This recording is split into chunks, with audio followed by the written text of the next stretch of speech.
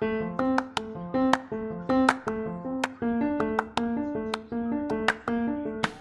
So I hope that you've taken some time, listened to the song a couple times if necessary, and filled in the blanks. I'm not going to go over the answers here because if you watched a lyric video, you can do that by yourself and you don't really need me to do that for you.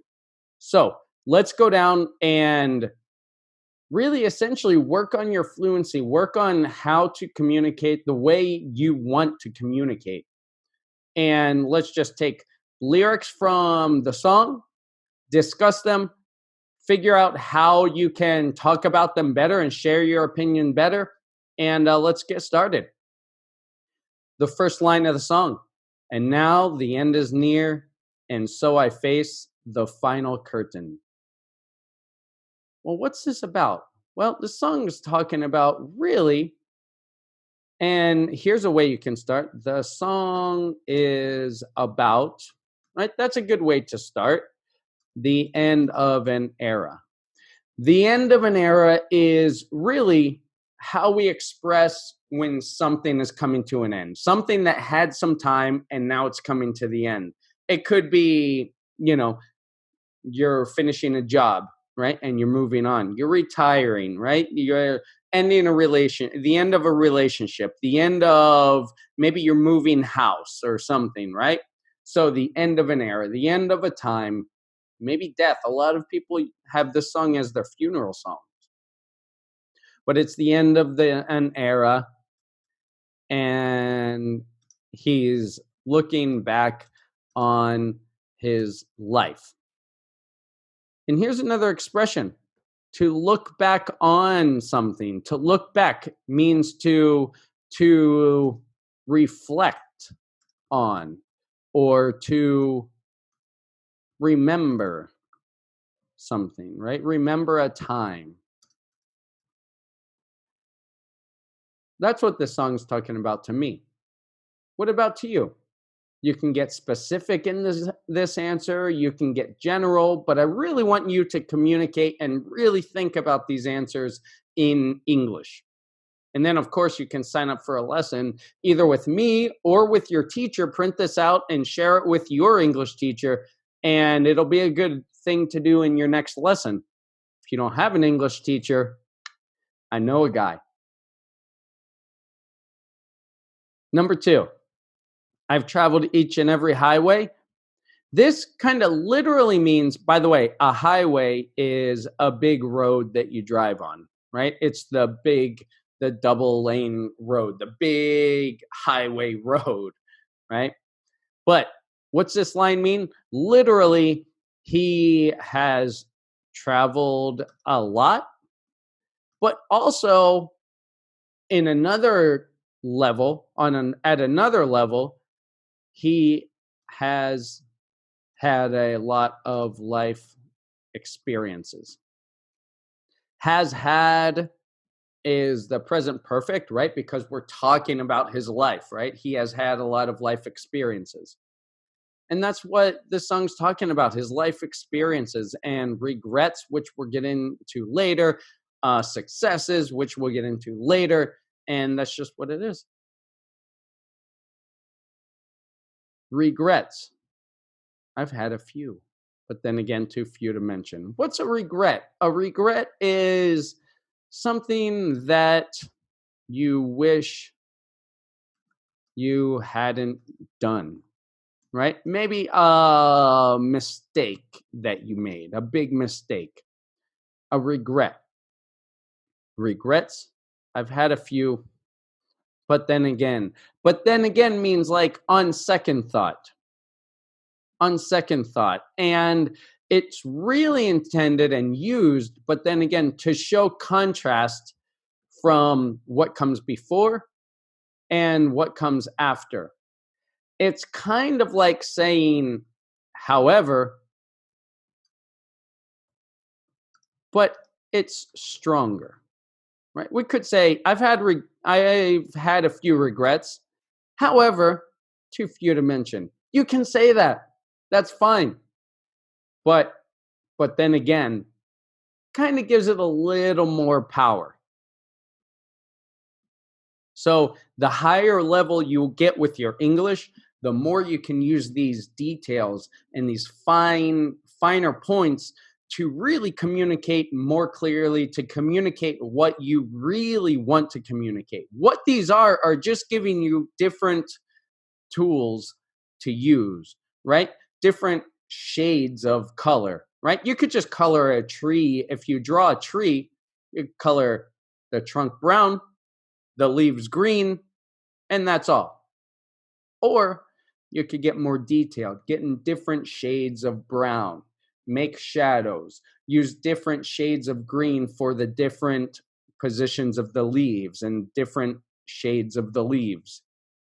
It's up to you what level you are in your English. But what does this line mean? Regrets? I've had a few, but then again, too few to mention. It means that he, or you can use the first person, I've made many mistakes in my life, but I don't need to dwell on them, right? Uh, they are in my past, and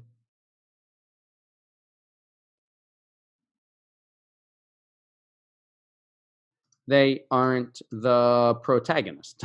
For example, you could say something like that. And I'm doing these in front of you. I'm doing these with you essentially because I want you to kind of work through the process with me, right? I want to work through the process with you. You see, many times in our English classes, we look at the final result, right? Give you an example of an essay and then have you copy it, or have you do an exercise and then give you the answers and then you check, yes, they're correct, or no, they're not correct. But the process of something is so much more valuable and so much more important. And I believe that's truly where the learning comes. And that's why I'm doing this with you in front of you. So I haven't really thought these answers through. I have, because I've thought about this song a lot, but about these specific answers, I'm doing these in front of you so we can do the process together.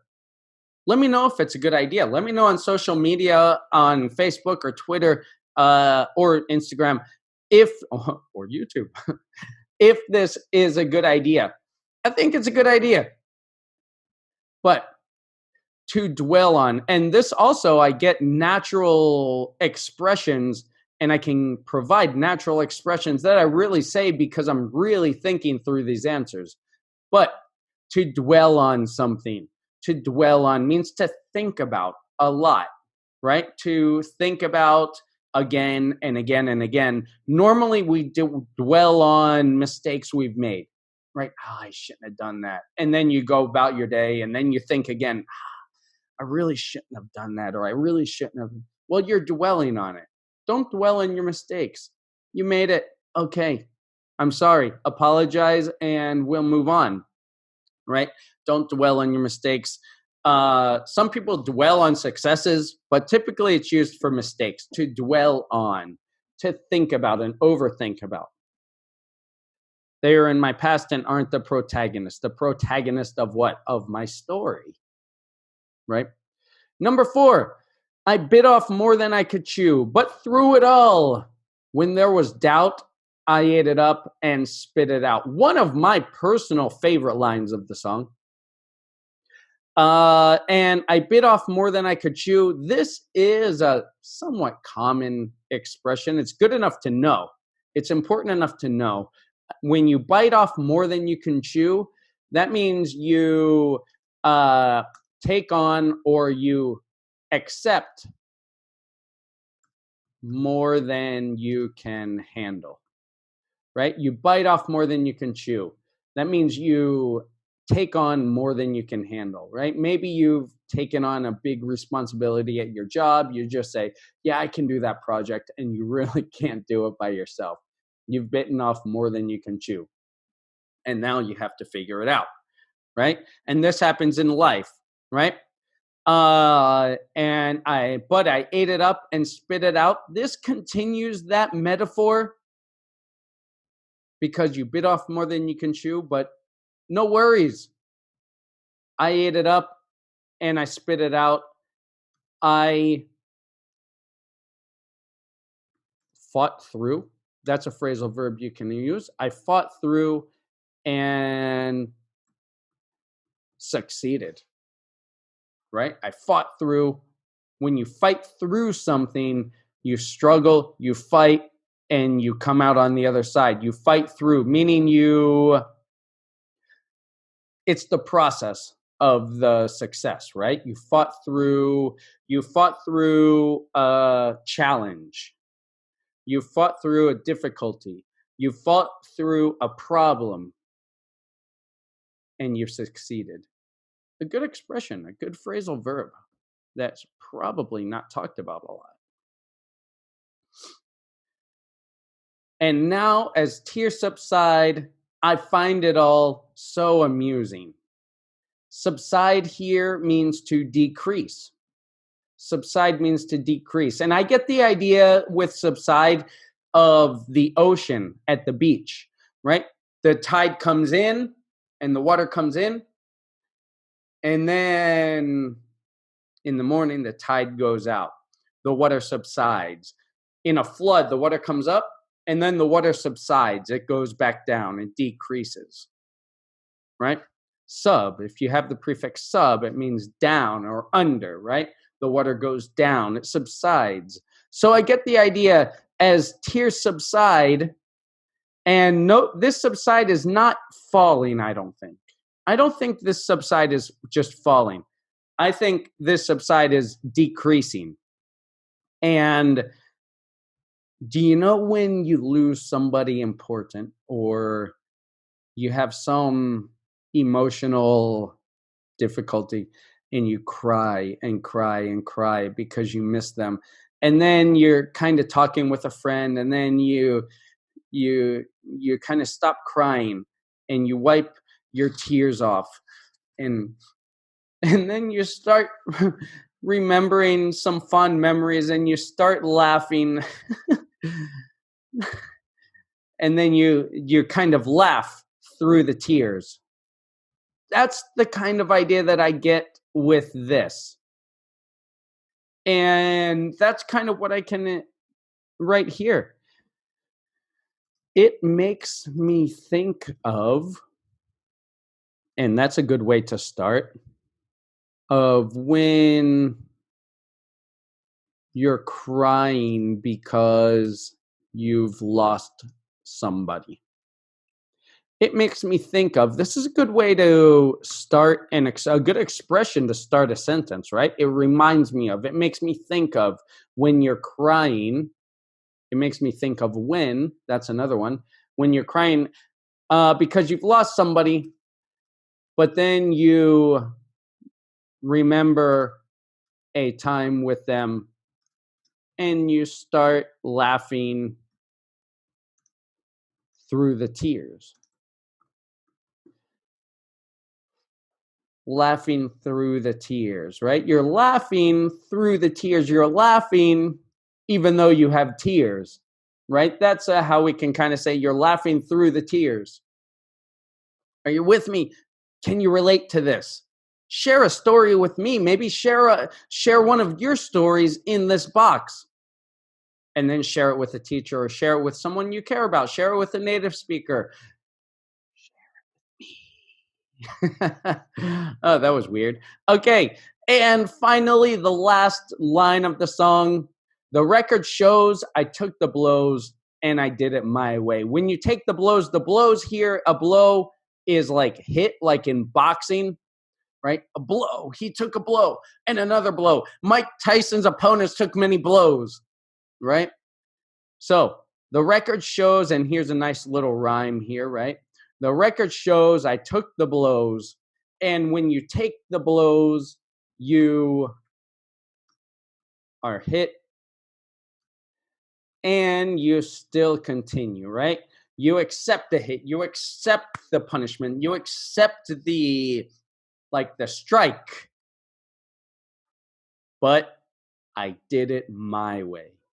Right? It didn't change your course of track, right? It and still continue. It didn't change my uh my plans or my life or my destiny, whatever you want to say, right? This song is very inspirational for me. It also has a very special meaning, personally to me. I listened to it several times in a very tumultuous, a very challenging time in my life after a big setback, after I essentially had a big life changing moment. Well, I'll just tell you, in 2013, I I started, which I've shared already, the year of betterment. Right? In I don't make New Year's resolutions. I make year themes. I started 2013 off the year of betterment, and I plan to study Korean every day, a little bit, like 10 minutes a day, because I was living in Korea at the time. I just started learning the guitar, and I plan to practice at least 10 minutes a day, just setting small baby steps, and then to work on my online project idea. That was January, of course. I was on track, the year of betterment. And then in April, I had a big setback in my life. I actually ended up going to jail in Korea.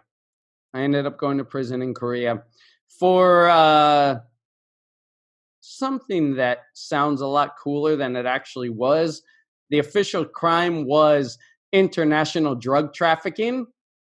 But what it actually was, which sounds, let's face it, that sounds pretty cool.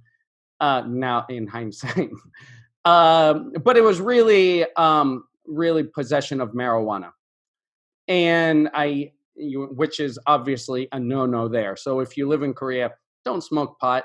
Don't do as I did, even though it turned out okay. But and so I got sent to jail. I got taken out of my life. It was a complete. I mean, my entire life was set upside down, and when you're in a dark moment of your life, it doesn't seem like you're out. Now, looking back on it, yeah, okay. Look at me. It turned out fine. At the time, it turned my life upside down, and it was a hard time. And I was like, the year of betterment. Perfect. This is great. So I was there for 3 months, got deported back to the US, and I had to restart. I had to restart my life. I had a good teaching job there, a really good school, really good coworkers, great students. It was a great place to be. I messed up. I had a regret, right? But then again, too few to mention. And come November, I came here to Spain, which coming here to Spain was the actual original plan of living abroad. I originally wanted to live here, but I went to Korea first because it paid better. There was more opportunity there. So I went there, looked to get 1 or 2 years of experience there, and then eventually come here. I stayed there 7.5 years until I, had to leave, as we just said. And then I was like, well, now here's my opportunity. I fell down. I had to get back up, which was hard. And I thought, well, this is my opportunity. My original plan, continue with my original plan of going to Spain, and came here to Seville, Spain. And that was in November. I didn't speak Spanish really at the time. I didn't have any job prospects. I just had hope, and just that's the way I do things. I think to do something, and then I do it, and then figure it out as I go. And that's what I did. And it turned out well. Some friends helped, found a job, and this and that. But I started learning Spanish. I was here in my original goal, my original plan to come here to Seville, Spain. I sat down on New Year's Eve in that same year, 2013.